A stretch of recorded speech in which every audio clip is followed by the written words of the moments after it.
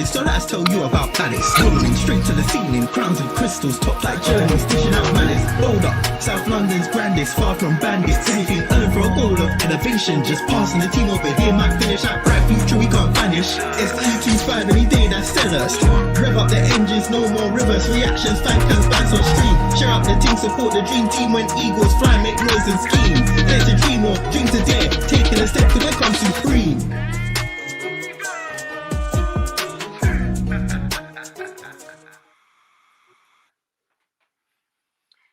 Good evening, everyone. Hope you're doing well. Hope you're fine.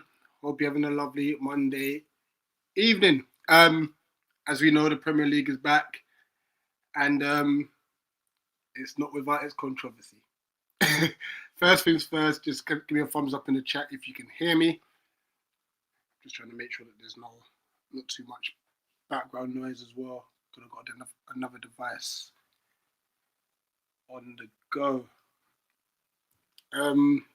Yeah, this is the reaction to our 0-0 draw against Chelsea yesterday. Thanks Tim for the confirmation and spiritual as well.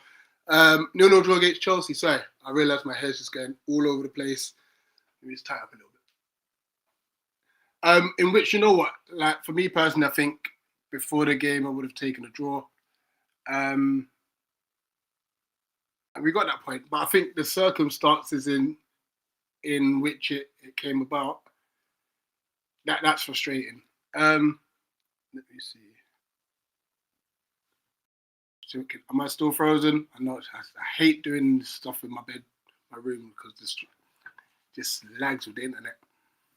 By the way, let's crack on. If it means I just have a little store face like this, so be it. Look, we came into the game. Obviously, too much media attention with our club. So I think the biggest worry was how we were going to approach the game. I think that was the biggest concern. I think that was the biggest worry.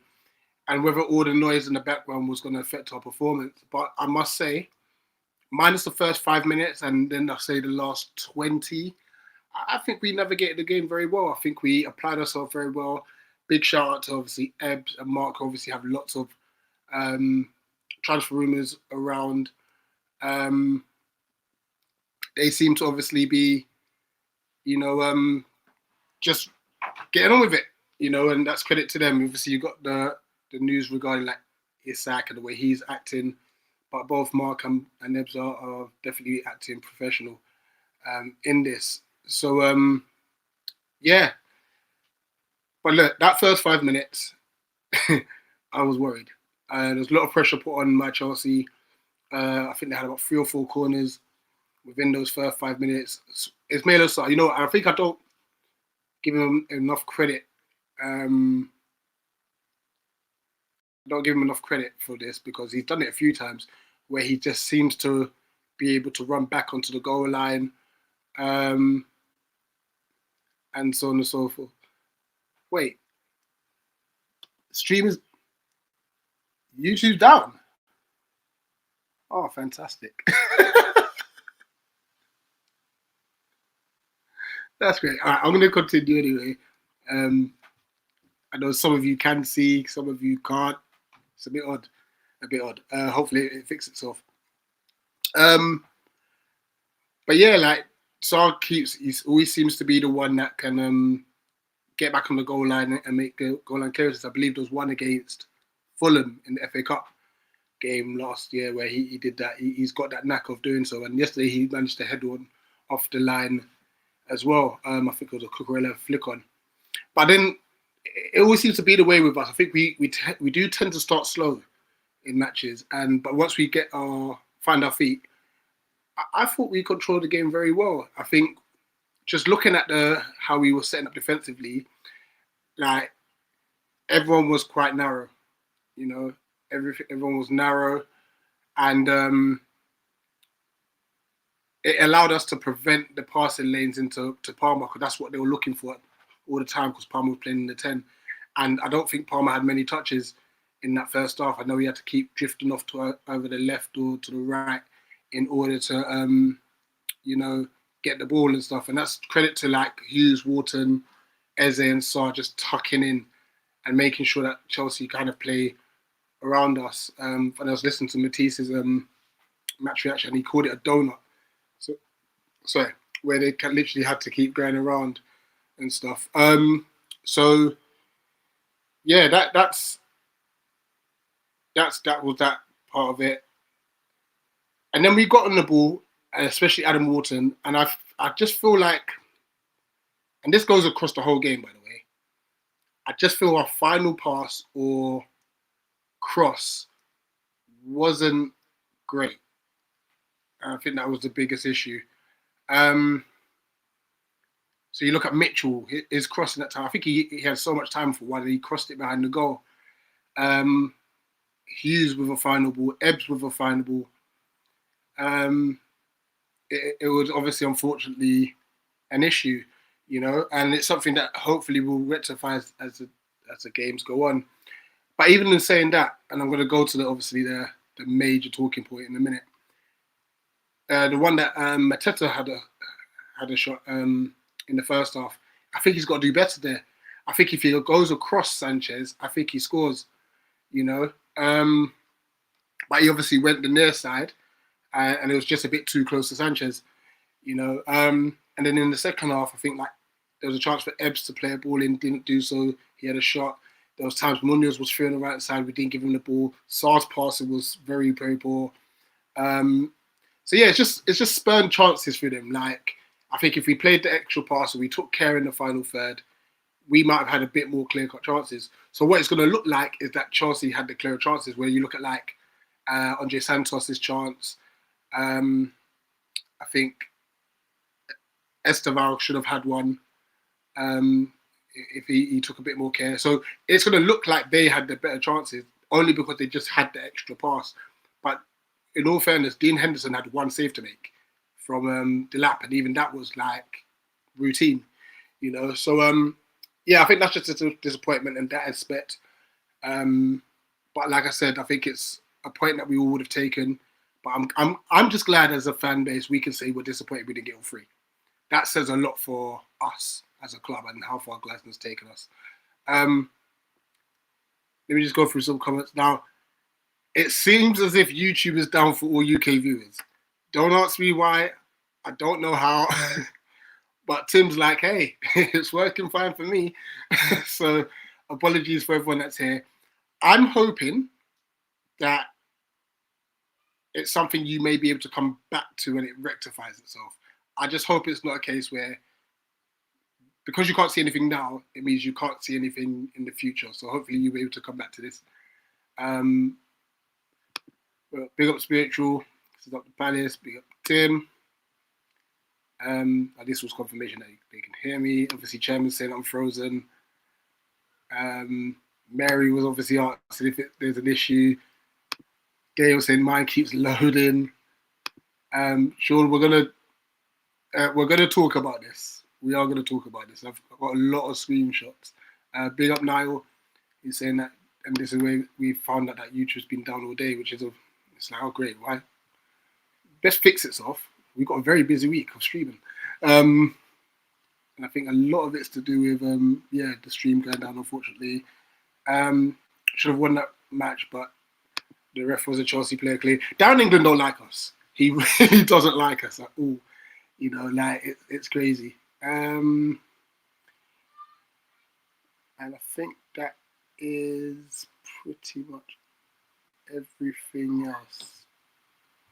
Yeah, so it looks like there's a bit of an issue with and Durf is here as well. Big up Durf says here. Would it be fair to compare our community shield draw in normal time versus Liverpool to the draw versus Chelsea, in that we were set up to nullify big teams? I guess nah. You know what I'll say with regards to the Liverpool one, I think we actually took it to them in the second half of the community shield. So I think we did a bit more, and we were a bit better with our passing and decision making. We could have scored quite a few goals in that second half. It's just our finishing was poor, but our decision making and our passing up until that point was good against Liverpool. Whereas yesterday, I don't think our passing was good, especially in the final third. Tim Hart saying, wait, you think Sosa comes in on the right, or just generally you want to see Sosa more? Yeah, I guess with Sosa, he had that little niggle, so I'm sure I knew that Glasner wouldn't risk him.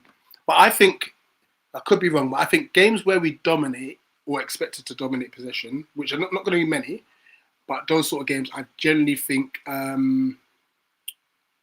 Sosa might play those ones because we just need a bit more in the attacking third. And then the teams where we're expected to be like low block or mid block, Mitchell will start those ones because, I mean, he was incredible yesterday. Minus that crossing, Mitchell 1v1 defender was so good. And he adjusted to the Esteban substitution really well. And I think he did really well. Cool. All right. Let's address the elephant in the room. There's no point waiting for it. So I've got quite a few screenshots and hopefully they don't look mad. But let's start off with the rule. And I'm only going to read the top bit because the top bit, this smaller paragraph, is what applies to us. If, when a free kick is taken, an attacking team player is less than 1 meter, 1 yard. Now, I'm going to need a bit of clarification on this because 1 meter, 1 yard are two different metrics. Like, a meter stick is about that. God, let me see. It's definitely a bit bigger than a yard, in my personal opinion. But hey,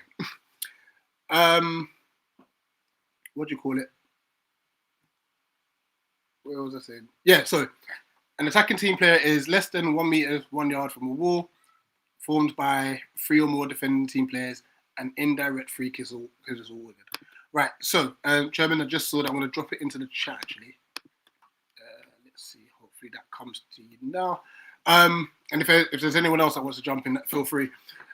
Now, just going on the letter of the law, Mark was by their wall once the free kick was taken. That is not my issue here with this ruling. That in itself, isolated, not an issue. My issue is that this rule got brought in 2019, I believe it was. 2019. This is the first time they've actually applied it in 6 years. In 6 years, this is the first time they've applied it. So, let me get some examples. Champions League. What do you notice with Arsenal's wall? It's pretty much by the Real Madrid wall. So that's one example. Hey, German. Can you see me? I can see you. Oh, I can see you on. All I've got is your Arsenal wall on there. Oh, I can see myself now, but yeah, I had an overlay on. So I was just talking about the rule. Like, obviously, the letter of the law, by that ruling, you can't be 1 yard. That, if it in its isolated form, I'm not mad at that, Chairman. Well, what I would say is it's been implemented since 2019, and it's the first time they've actually put the rule into practice. Yeah, I totally agree with you. I saw it on someone's put on TikTok a load of videos, Arsenal especially, and Chelsea and Man United. Where I think Bruno Fernandes scored. Yeah, got them all here. And if you look at the 2 Declan Rice goals in the Champions League, both exactly the same. So, no, this is it. I've got a few more. Let me add Tim and O to this. Don't worry, I've got some more screenshots. I've been doing my research. Hold on, what have I missed out on? I'm going to leave that one specific one to last because that one happened last season. Here's another Bruno Fernandes one. Look at where Maguire's standing. I know. You know, and I think that's who was number 9 a couple of years back? Because the 34 is Van der Beek. All right, so this is definitely a couple seasons ago. Here's another one. Oh, it's the same one. Look at where they're standing. I know. You know? Another Bruno Fernandes one. All right. Then you've got this one against us. It was at Jorginho and Azpilicueta, literally in the wall. And now this is the one that I wanted to emphasize on, because it's so ironic that this was last season, I believe. Reece James, 90th minute. And look at where the two players are by the wall. And if you need it any clearer than that, there they are. There we are. What I would say is that the Chelsea players didn't complain at all. They just walked straight back to the middle. And when VAR came up, we were all going, "Oh, what's all that about then?" So yeah, it was a strange decision. I mean, we seem to be scapegoats for everything, isn't it? 100%. For those in the chat, massive apologies. Warren Fossey, big up. We've just found out, built in, now with the information, said that YouTube is down in the UK somehow. So that's likely what's causing the issues and stuff. So we do apologize. Hopefully it's something that rectifies itself, and maybe you can watch this back at another day and it fixes itself. I don't know, but we can only hope. We can only hope. Tim, how are you? I'm all right, man. Look, I'm going to give a different take on it, but I am unbothered. And the reason I'm unbothered is because, you know, we didn't get the red card in the FA Cup. And I had this argument online with a City fan who was just all over us after the initial UEFA decision about you don't even deserve to play in Europe because of the Henderson ruling. I was like, look, man, like, unless you've only just started following football, you have to know that this is a part of the game. I've been a Palace fan long enough to have seen a bazillion decisions go against us. That's part of the game. Bad decisions, including terrible VAR decisions, are part of the game. That's just what happens. And you have to play better than the referee's worst decision. That's how it is. So, yeah, we've gotten burned, but when it mattered the most, we got the rub of the green. So for now, you know, like, come back to me at the end of the season, and if this just keeps happening, then maybe I'll change my tune. But for right now, I'm pretty unbothered about it because, you know, we see this stuff all the time. Yeah. I'm going to have to disagree with you, though, Tim. Here's why. Rules are rules. Okay. Don't say that. Yeah, that sounded like a rules sort of thing. The reason being is, look, when you look at last season, we had Ebbs had another goal disallowed for no reason at the big. So we've had our fair share of terrible decisions against us. Yes. The one time we get a bit of luck and people are complaining, excuse me. Yeah. Sort of thing. Yeah. And I don't want the game to be, oh, because you've got away with that, it's okay to justify it. We've just got to get everything right. And No, like I said, if they had blown up these free kicks from the beginning of time, 2019, I would say you're not cool. Like I said, as I said at the start, the letter of the law, it's an invalid free kick by the letter of the law. But that law's never been applied. Why choose yesterday? Yeah. In 6 years, why yesterday? Yeah, no, that's totally fair. I mean, I'm not saying it's right, Rich. I'm just saying for now, I am unbothered because I've seen this movie so many times, and now I do think the right thing to do is, and I heard this a little bit on commentary. I don't know if you guys heard this in some of the replays, like, all right, are we going to see this? Like, this feels like, I don't think PGMOL can say, like, oh, it was always this way. You've just demonstrated that it has not been this way.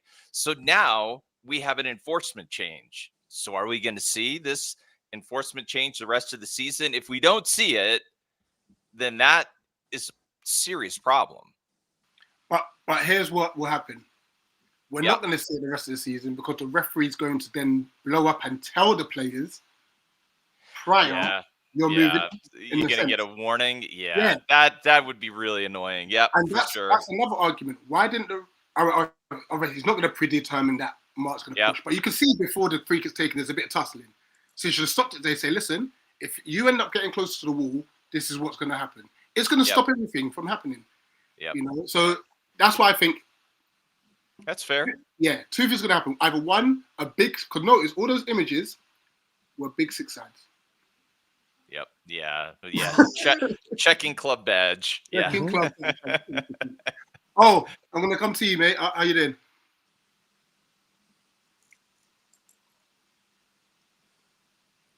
He's editing a video about the free kick right now. Probably is, yeah. To be fair, like I said, it looks like a lot of things are down at the moment, which is there was a referee, an ex-referee, on something this morning. I can't remember what it was now. Oh, referee Dermot Gallagher. He's always. It wasn't Dermot Gallagher. It was somebody else, and he said that the referee is supposed to enforce the gap between the two players before the kick is taken. And if the gap is like stopped, like it was supposedly, then he is supposed to retake the free kick, move the players apart, and then retake the free kick again. That's what's supposed to happen. So he didn't do that right either, did he? Is this working? What the hell? Yeah, I can hear you all. Oh, you can hear me now. Yeah, I can hear you. Yeah. I have no idea what's going on. Yeah, it's a bit weird, isn't it? It seems like a generic issue, unfortunately. I'm going to give you another scenario. Not the free kick. But obviously, it seems like VAR wanted to intervene when we scored a perfectly good goal. Yeah. Where was VAR when Sanchez punched Gahey in the back of the head? On holiday, obviously. Now, we can call it petty and we call it light, but he's not won the ball. I'm just throwing it out there. What's your thoughts on that one, Earl? I don't really have any thoughts. Like, what devil did we sell our soul to? Because ever since we won the FA Cup, other than the Community Shield, everything's just been going to. They say it's not the time to be swearing, so I'll keep it clean. It's been going to pot. Not that it's a bad thing, because I'll sell my soul for any FA Cup, but yeah, it's just times where it's taking the piss now. No, it is. Chairman, what's your thoughts on it as well? Do you know, so honestly, I don't care if VAR gets it right, and I don't care if VAR gets it wrong, but just be consistent. You know, the whole season. You know, if you're going to enforce this now, fine. But the next game, it'll be the same situation. Nothing will happen, and then it looks like it's just rubbish, isn't it? And I don't get how VAR makes so many mistakes, because they can watch it 25 times, can't they, before they make a decision? And as you showed earlier, there's probably 10 examples of this every weekend. Yeah, we're the only ones who are getting pulled up on it. It makes no sense. I don't know. I don't know if the rules are different in Spain, because Julian Alvarez scored a free kick, and there was players on the near a meter about in front of the wall. That's the point of making all that. When Rich showed some examples earlier, this happens 25 times, probably happens 200 times a season.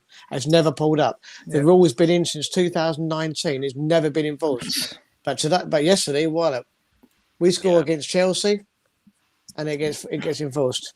Yeah, it's very strange, and I'll say this comment from Millsy. I tend to agree with this. What Millsy was saying is, I could accept it before VAR, not now. They take a look at stuff 10 times in slow-mo, and the reason I fully agree with what Millsy is saying there is, if the way VAR is implemented, I do have a problem with the way VAR is implemented right now, Rich, which is VAR comes in and re-referees the game, and they can run it like over and over and over and over again. And if you're going to do that and run everything in slow-mo, you're going to find a lot of infractions. And you're going to find something, and you're going to come up with an excuse to disallow a goal. You would find something if you want to find something. Yeah, but that's the thing, right? Like, so I do think that is a really fair point that Millsy's making there. I do hate the way VAR gets implemented now, and it sort of interferes with the game instead of trying to make the game better. And that is a problem. I fully agree with that. the refs, VAR was brought in because the refs in this country are so bad, and that's not only my opinion. Is if you go to any World Cup or any European Championship, how many English referees are there? Not very many.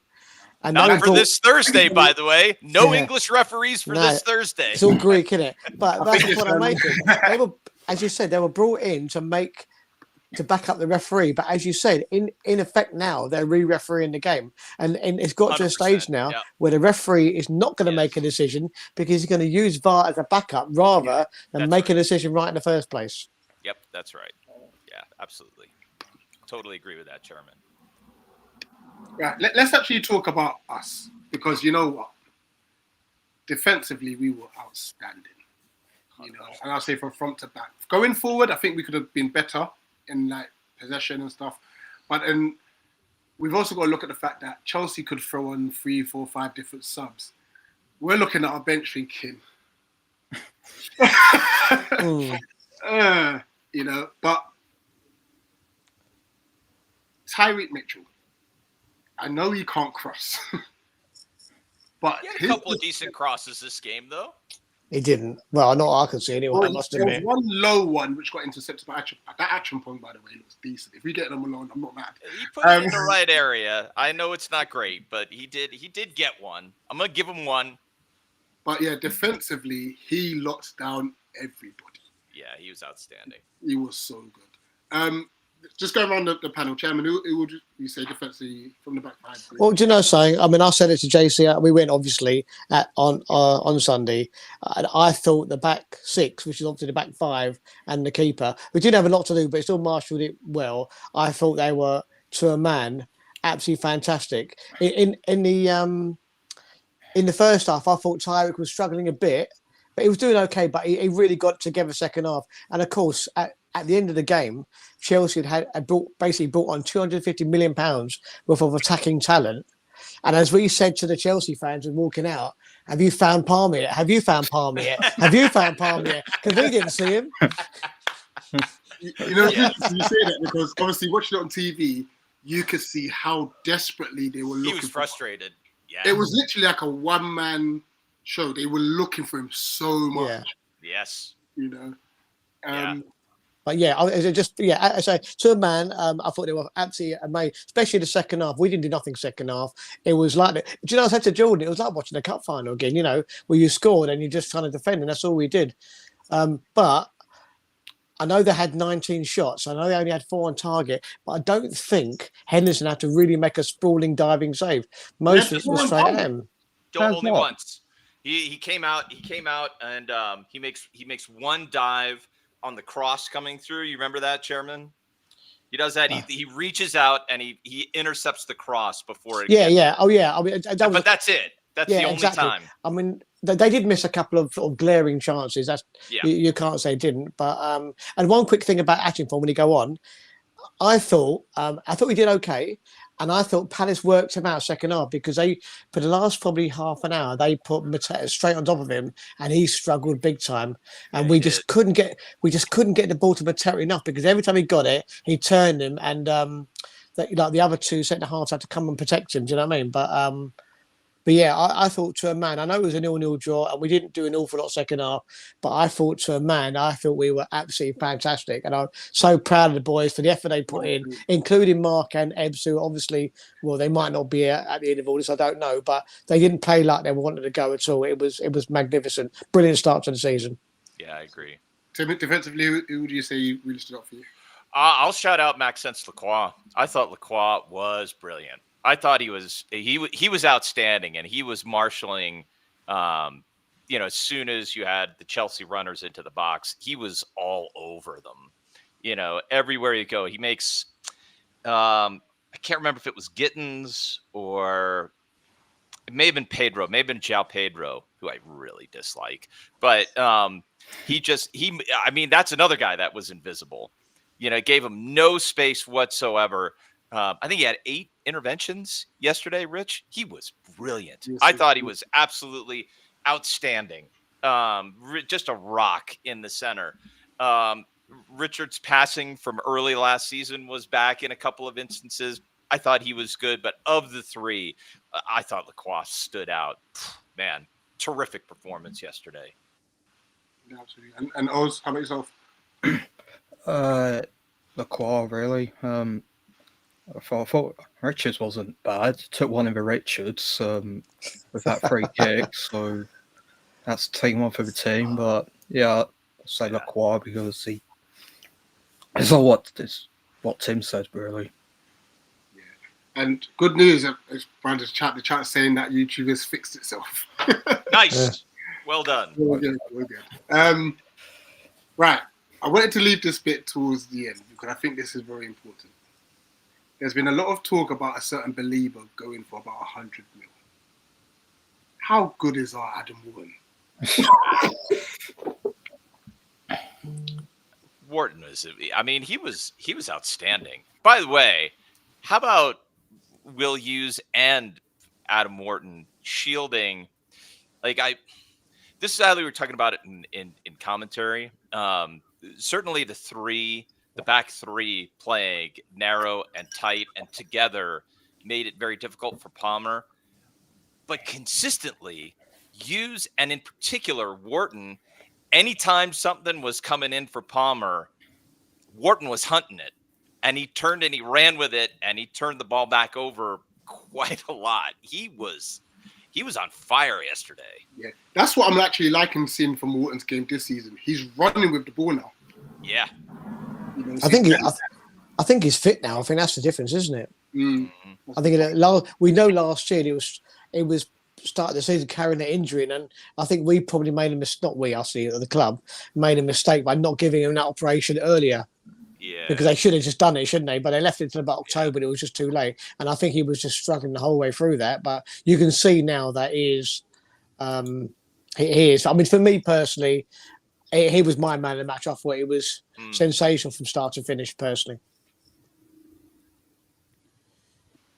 No, absolutely. It was a great performance, and not only is he now running forward, he's trying to find that killer pass.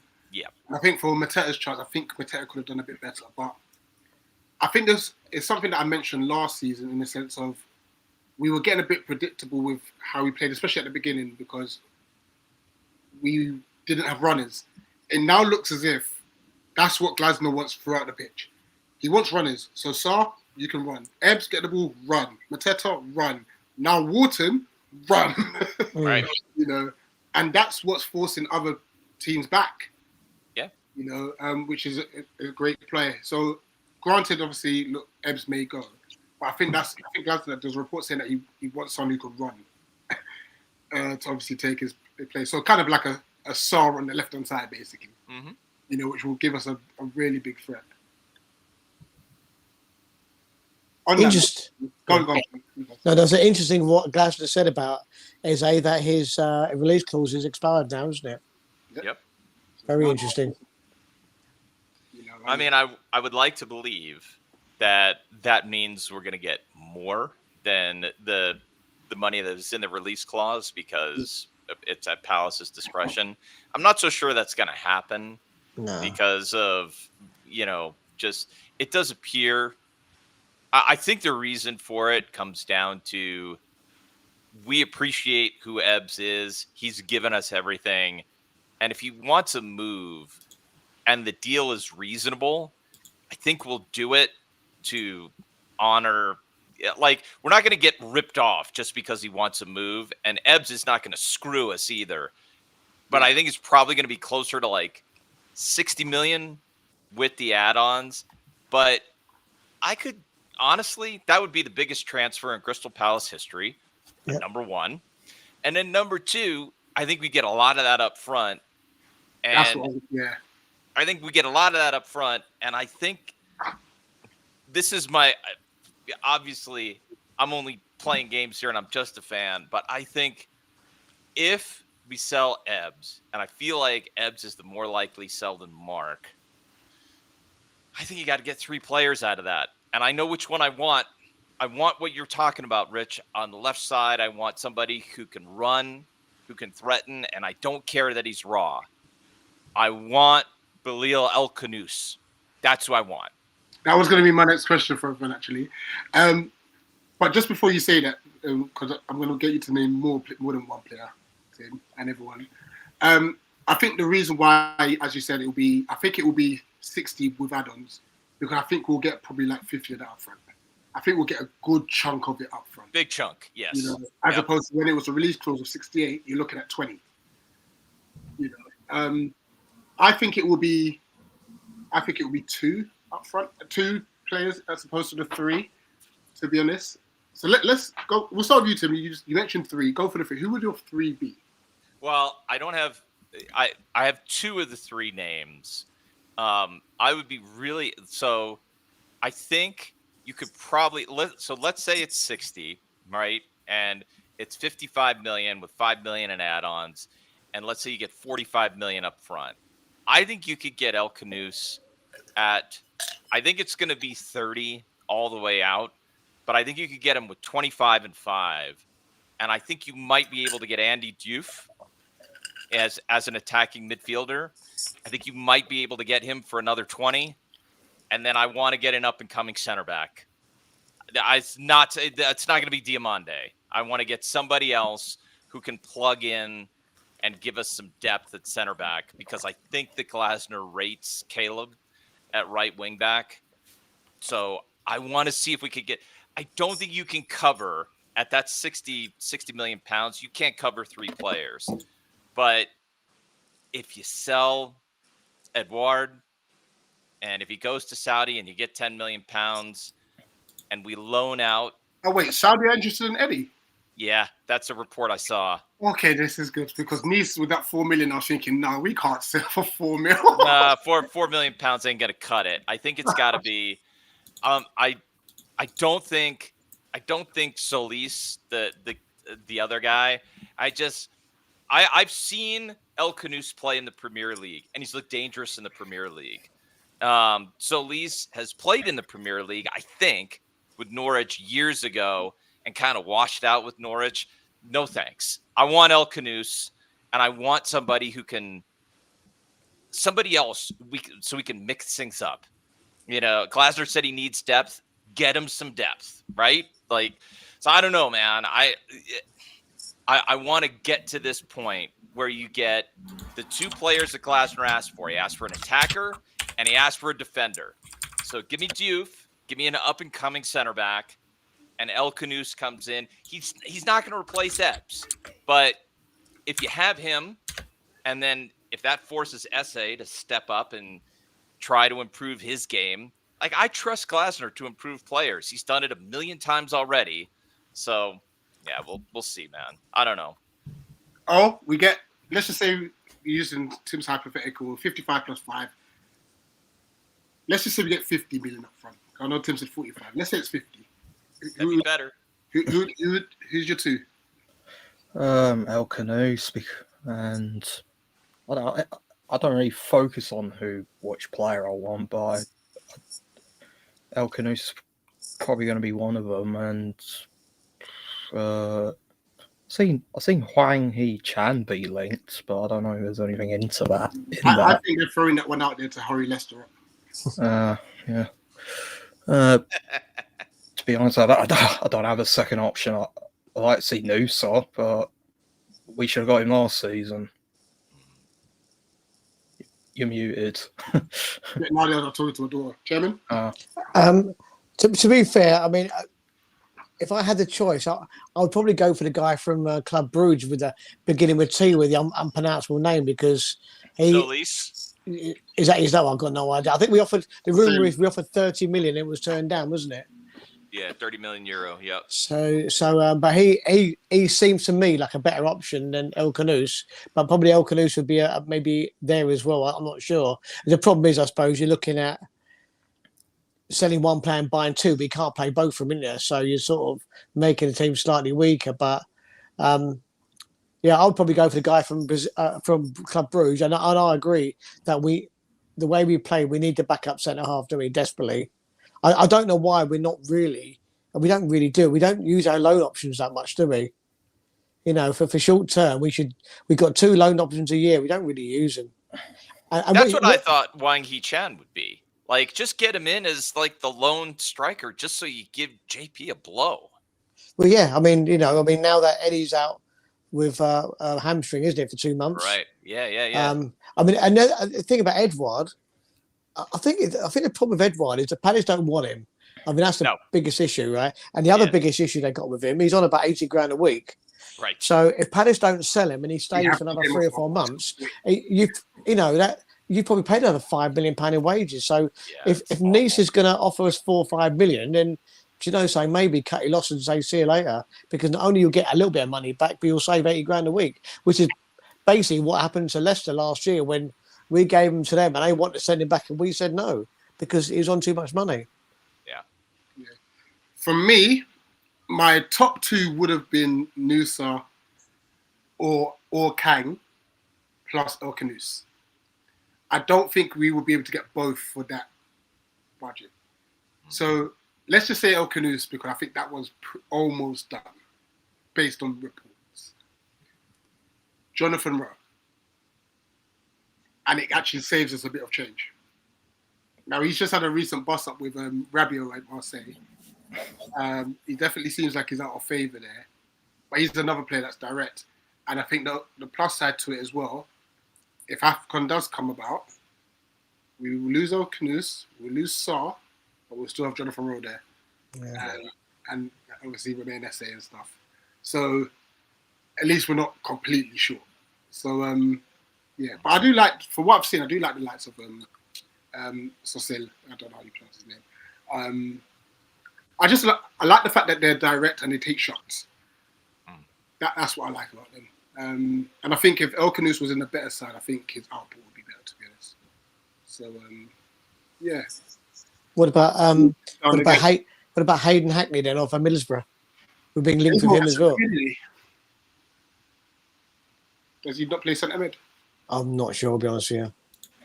I think he plays more like an 8, if I remember right. And I've watched him recently, and I think he's okay. He looks like he's decent with the ball at his feet, and maybe it's just the side that he plays in, but he hasn't stood out to me. I'm not sure that means anything, to be honest. You know, it may just be that, you know, the side he plays in limits him, and he just doesn't get enough time on the ball. But he doesn't seem to orchestrate the way that, say, like a Wharton does. And he doesn't seem to bomb forward like the way we used to love about Conor Gallagher. Who was mentioned as well, actually. I don't know where that's coming from. Come on, that's yeah. Do you know, with all this, the most ideal person would have been to give França a run, wouldn't it, and see how he gets on? But it ain't happening, is it? No. Do you know what my biggest gripe is? I was already mad about the Hokasand one. I was really annoyed by it. But in hearing that Nice won in Edouard and we were haggling over 5 million, we could have said, "There you go, that's your 5 million. Give us Hokasand." But hey, it is what it is. Yeah, I guess we're gonna have to wait and see what it's. Oh my gosh, it's 2 weeks today, isn't it? What's that? End of the window. End of the window. Yeah. And I think it's at 5 p.m. as well. It's an earlier finish than normal. I'm not sure, to be honest. Yeah. I want it to end. Yeah, thank you. Can we just say that for a second? I used to be at least mildly interested in the transfer window because you never knew what Palace was going to throw out as one of these out of the blue type pickups. Now I just hate it. It's become dreadful. It's so miserable, and I think it's because for a good reason. Like, we've become a team that other teams want our players, and now it's just misery. It sucks. I'm going to throw out a hypothetical. I want to go back to 2013 when we signed Jimmy Kebe out of nowhere. Yeah, we're going to need one of those, definitely. Let me throw you this hypothetical one. It's kind of based on what Milsey's put in the chat. So let's say, once again, we've sold Ebbs. We've got 60 million to play with. We signed El Khanous. Then we also signed Diomande. But we have to loan Sterling. We couldn't afford to do all that, I wouldn't have thought. Sterling's on big wages. Yeah, there would have to be, they would have to subsidize massively. essentially 75% of his wages if we were going to do that. Minimum, right? Here's another loan option then. Would you take... Actually, don't have to be loan. It could be a free transfer because he's left Leicester. Would you take Jamie Vardy? Now, that is better. Hot take. Yeah. If I saw... I know this is probably going to get me in trouble, but if I saw Jamie Vardy at Selhurst Park in a Palace jersey scoring against like Brighton and doing one of these things, I would be losing my mind with joy. I would love every second of that. I know that's a hot take. The reason why Jamie Vardy, and look, granted, Leicester were terrible last season, but he was the only threat. Yeah. He's 40 years old, I believe. He's still got European experience. My God, he's still quick. And he does hassle defenders. Yeah. I'm not mad at that on a free transfer. No, I wouldn't be mad at it either. It'd be good for the last 10 minutes, as I would say. But we do need someone because Mateta can't be doing these regular 90s, and we've got no one to put him on. I don't see a 40-year-old who's going to solve that problem personally. Get him for a shit house, right? That's about it. And his wife would grass everyone up as well, wouldn't she? On a free transfer, I'm not mad at it. Yeah. I think we're just desperate with players at this point. If we can tell that. If we're arguing about Vardy. That's a fact. It's just depth options, and that's something we're struggling with. But as it stands, it's Mateta and no one. Yeah. Yeah. I don't know how long Nketiah is out for, but it's got to be at least 8 weeks it is from when he had the injury. Yeah, but then Glasgow said it will take another 4 weeks to get him on. So that's the end of September's the injury. So you're probably looking at him end of October, beginning of November, isn't it? Yeah, I mean that's just we can't have that. I know. We need to get, as I said, but we need to be looking the lonely options. Personally, I think maybe if you're looking for a backup striker, I would be looking in probably the Championship and picking somebody out there like an up and coming striker. That you can sort of develop, isn't it? And make a better player probably. Because at the end of the day, you would pay for that instead of taking out a loan of a yeah. I mean, with the way Mateta is playing at the moment, you could spend £40 million on the striker and probably still not play him in front of Mateta because he's playing very well. But he wouldn't come to play for 15 minutes at the end of a game. That's the point. Well, I guess we just got to keep. See, I don't even know. All of these reporters are chatting, so I'm done with. I think I even just need to block him. Mr. Here We Go merchant. Control V merchant for 2 weeks and changed nothing. Yeah. No, I think we figured out that Romano is the troll that is paid by Big Six agents. That's it. Yeah. He just takes all his briefings from Big Six clubs and agents of Big Six players who want to move somewhere. It's for me, if it doesn't come from Ornstein, it didn't happen. No, I agree with that. That's what I tend to wait for anyway. All right, before we wrap up, we did actually mention this. Let's go around and say who our man of the match is, and then we'll wrap up from there. Oh, who was the man of the match for yesterday?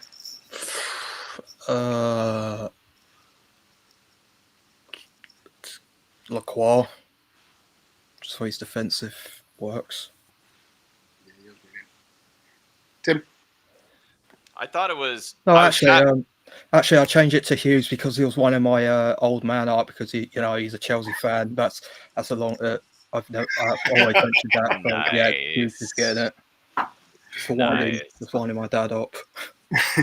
Tim? I love that. I thought it was a little strange that Richards got the media man of the match. I didn't think Richards was man of the match. I thought he was very good defensively, but he's not. He wasn't the man of the match. For me, I'll give it to Wharton. I thought Wharton was exceptional, really progressive. Had a lot of great moments. You could easily have given it to Lacroix, no question in my mind, but seeing prime Adam Wharton is, man, that fills me with hope. Dangerous amounts of hope. Absolutely. Chairman? Well, I mean, to be fair, when we was back to the wall, there was one person trying to push us out and push us forward, and I thought that was Adam Wharton. I thought it was sensational, and every time he plays like that, his price increases and he gets more and more attention. But I thought he was fantastic. Yeah, it's one for me as well. I'm just so happy to see him running with the ball now. So it just gives us another dynamic, And against like Caicedo, I don't like admitting it, but for Chelsea, he's been so good for them. Yeah, he has. He made Caicedo look average and made Enzo look very average as well. So yeah, he was brilliant. He was brilliant. Right, we'll leave it as that, guys. As long as YouTube decides to behave itself this week, I'll give you an update this week's schedule. So tomorrow is Tactical for the Forest game. Wednesday is the preview to Fredrikstad. Thursday we're at the game, so that'll be fan cams. Our first European games. We're looking forward to that. Friday will be the Fredrikstad match reaction. Saturday will be the Forest preview. Sunday we're at the game against Forest, and there'll be a watch along for that too. So a very busy week ahead. And you know what? If any fellow US fans on here, I can't find anywhere where they are going to broadcast the Fredrikstad game. I can tell you. They broadcast it here on Channel 5, which you can get on the internet. It's on national television, yeah. And is it so? If it's free, I can go to like 5 Live and I can get it. Yeah, 5 OD, I think it's called 5 on demand. Yeah. 5. Okay. And they're broadcasting live the home and the away leg. Okay. I need a VPN. I don't know. Yeah. Hopefully you're able to. Because I know sometimes they'll say, "Oh, it's not allowed. It's not permitted in this region and stuff." Alleged. I don't enforce it.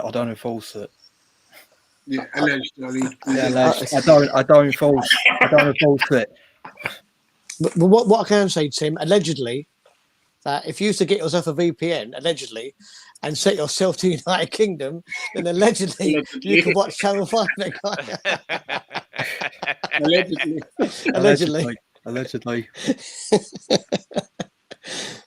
Yeah. Oh no, guys! Thanks for sticking out with us. Obviously, apologies that YouTube's been crap today. But yeah, look, we've done better than last season. We've got a point on the board in the first game of the season. Also against a decent side. But I tell you what, if there's any game to win, we have to win this Sunday. It'll be difficult. It will be, because I mean their signings have been fun. They've spent £150 by the way. Yeah. 150 million, sorry. Yeah, it's gonna be a tough game, but if we're gonna win any game, let's win this one. Absolutely. All right, guys. Build up to obviously Forest and Fredrikstad this week. So appreciate you all. Smash the like button on the way out. If you want, actually, no, I was going to say in the comments, put screw YouTube, but then actually, I don't want to get in trouble. Up the Palace, guys. Up the Palace. Eagles.